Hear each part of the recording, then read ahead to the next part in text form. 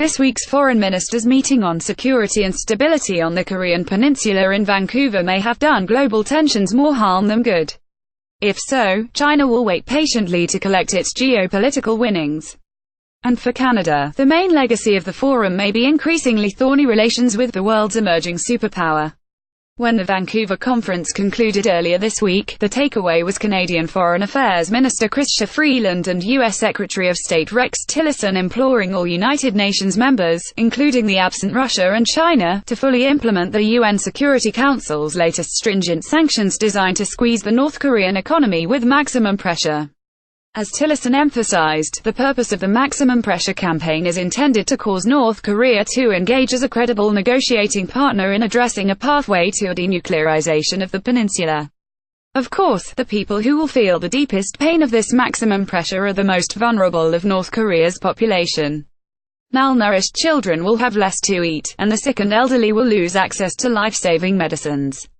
Jong-un unlikely to quit nukes. It's unlikely that North Korea's economy will be seriously destabilized by international sanctions this time. What is the more likely outcome? It's hard to imagine Kim Jong-un surrendering his nuclear weapons. That would undercut his hold on power and ultimately lead to his appearance before the International Criminal Court for crimes against humanity. A more plausible response would be a more frenzied brandishing of his nuclear arsenal, threatening the unthinkable in order to save himself from the humiliation of a trial in The Hague followed by a lifetime of incarceration. A man watches a TV screen showing what the North Korean government calls the HWASONG-15 intercontinental ballistic missile at the Seoul railway station in Seoul, South Korea, in November. Ab photo, Anyang, June. Canada, meanwhile, has more to calculate than global diplomacy. The Chinese communists are not as forgiving and broad-minded. If Beijing finds that the Canadian conference leads to hostile foreign naval vessels patrolling East Asian waters, intercepting ships smuggling Chinese oil and other sanction-bucking commodities into North Korea, then the legacy of Vancouver will be its chilling effect on Canada-China relations. So much for Canada being favored by Chinese trade concessions. But an international armada enforcing sanctions may never materialize, as few nations want to incur China's wrath by participating in such interdiction on the high seas. Which means North Korea will continue to get most of the oil and other commodities it needs, and China and Russia will continue to prop up Pyongyang because it serves their purposes to do so. North Korea will also continue to relentlessly refine its weapon capability to, before long, achieve the undisputed ability to explode a nuclear device over any city in the United States. And when that capability is proven, the global game changes dramatically. At a minimum, American allies will doubt if the United States can truly defend them if North Korea can launch a ballistic missile on U.S. territory.